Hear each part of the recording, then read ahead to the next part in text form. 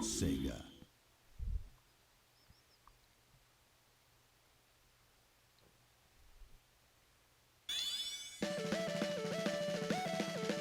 Sup gamers, it's me, Silver Orpheus, and welcome to my new Let's Play of Sonic Colors. Took a while, right? I have been alluding to this project for 2 months, and we're now here. So, we are actually playing a Sonic game for this channel. I bet you weren't expecting this, considering the fact that everything Sonic related that I have talked about was either in live calls with people, or either that or on Twitter, or whole Let's Plays on PlayersPressStart. But no, this is actually my first take on a Sonic game for the solo channel. This is one of my favorite of the 3D games. It does not disappoint. This game came out after some serious troubles that the series has had.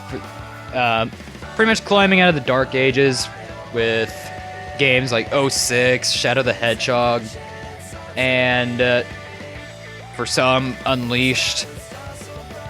However, while this game doesn't have aspects like the Werehog that people did not that people either somewhat liked or despised, this game really doesn't have any of that. So if you want to go fast, you want something pretty decent paced, this is a game I can recommend. Anyway, welcome to Sonic Colors.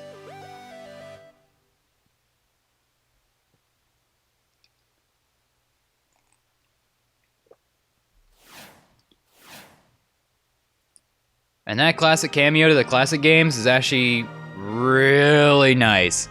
Now, something that I did not actually know until my first take of this, you can move the camera in the title screen. I did not know this until I booted the game up literally just today for what ended up being a failed take. I had such a huge awakening moment. I never knew this existed. And this title screen is one of my favorites. Probably my personal favorite, next to both Xenoblade games. This is awesome. But anyway, let's hop in. We're not wasting any more time. Navigator off, because I'm doing the explaining myself. Now then, we are starting this game on a stage, not a cutscene.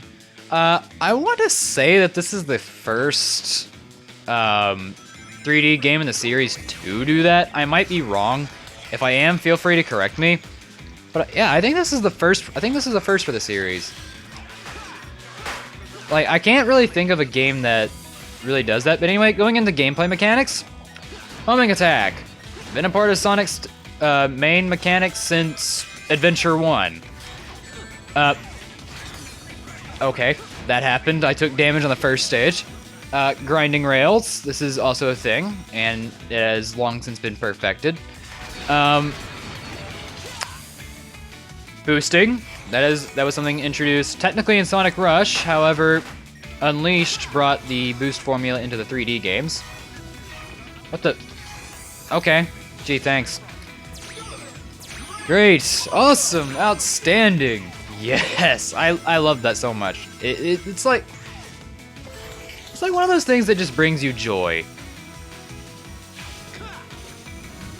Yes, we have these three here. They give you boost power. In other games, boost power is given to you by rings. Not in this game, however.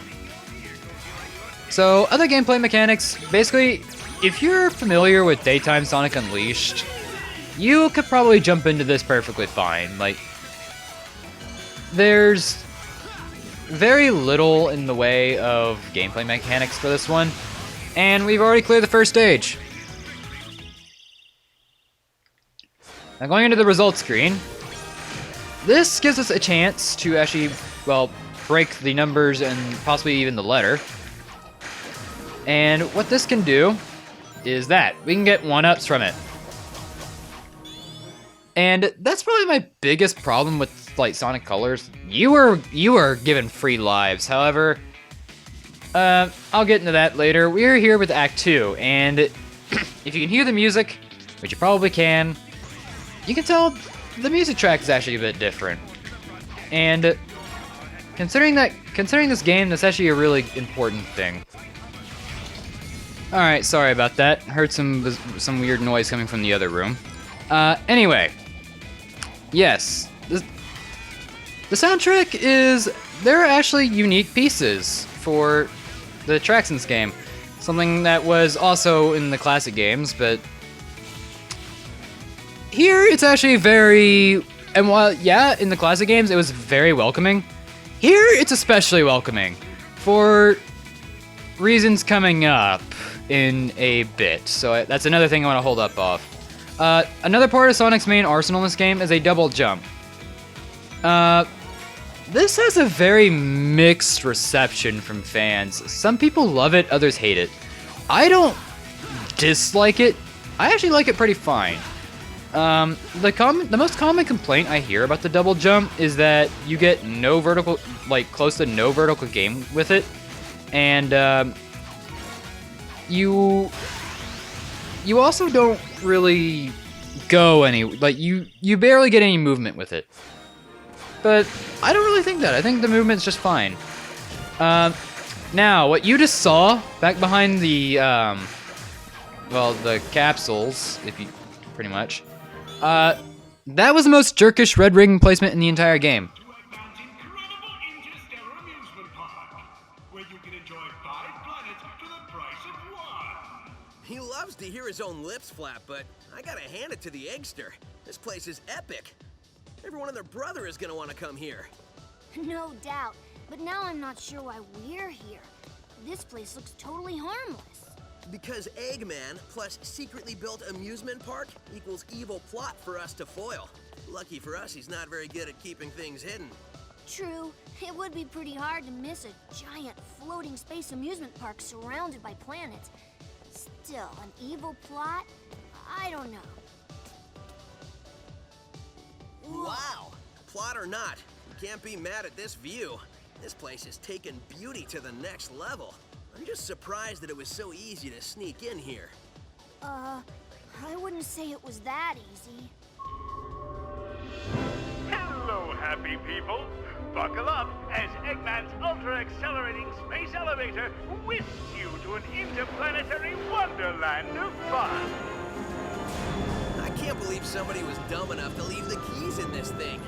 It's like Eggman's begging us to sneak in and trash the place. Oh man, this thing's got crazy fast acceleration. You call this fast? This amusement park has been constructed entirely out of a sense of remorse for my past transgressions, and is in no way associated with any sort of evil plot or premeditated misdeeds. Well, that's a relief.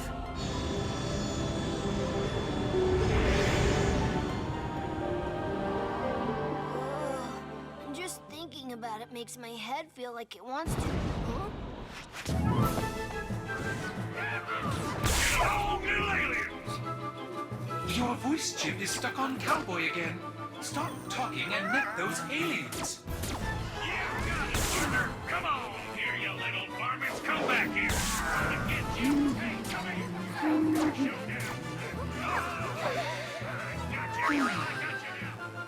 I'm not sure what's going on, but I'm sure of what I'm gonna do.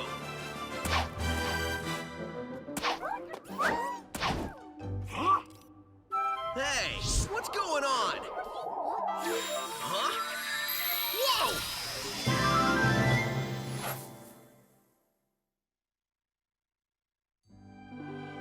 Alright, we get to create a save file now. Last time during the fail take, I actually ended up getting Emerald, which was very interesting considering the fact that I actually got Emerald during my test playthrough. I have never had cases where I got the same character twice in a row. Who am I gonna get this time? Vector. Okay, that's actually not terrible. I'd rather have Vector over most other characters in this game. Anyway, let me set the meteor icon.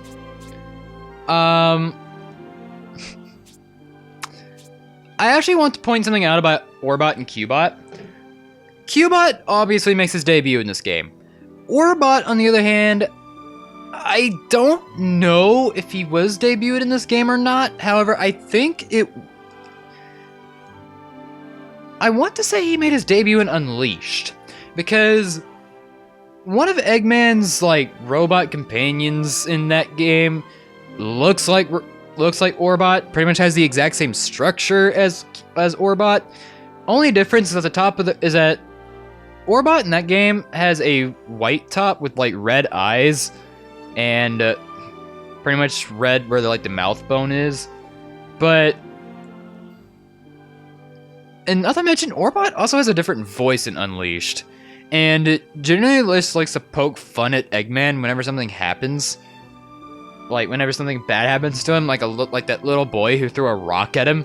I found that really hilarious, which is probably why Eggman is one of my favorite characters in the entire series, because he is very comedic, and I have a soft spot for comedic antagonists. Sure, I'll go with him. Now, going back into Tropical Resort, you can see where all these little plates are and stuff. These are levels. We're here at Act 3. You can see 4 more of them. Now you can tell why I said that the music constantly changing was a welcome addition. Because nobody wants to be playing through all of that with the same exact music. Anyway, going back to the whole Unleashed thing. You can quick step in this game, and you can constantly get bonus points just by, well, quick stepping. 1,000 per quick step. Keep that in mind if you're ever looking for a high rank. Now we are introduced to the color powers, namely laser. Press the R button if you're playing on the classic controller like I am. Hold the stick in the direction you want to go, and then release the fire. It is pretty much that simple, and it's pretty fast, just like this game. Now then. One aesthetic thing that I find really funny about this game is Sonic's short hop. I say that because normally Sonic hops in a ball like this in a full hop. That's a short hop. I don't know why I find that amusing, but I do, and there's really no getting it out of my skull. We gotta go ahead and duck under that. Homing attack more egg pawns. Egg pawns have pretty much been a staple in Eggman's arsenal since Sonic Heroes. And they're probably going to be a part of the series forever. They are pretty much that iconic now, which is odd because out of all the things that Sonic Heroes did, I think egg pawns might have been one of the best. Boost over there. Alright, moving on to the next section.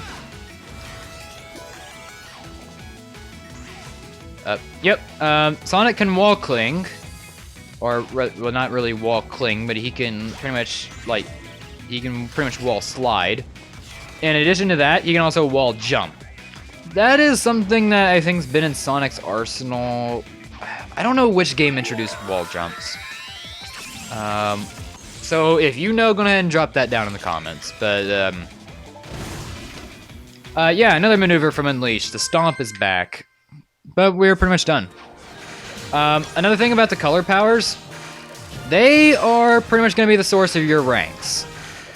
Because, like quick-stepping, they also grant you bonus points for using them.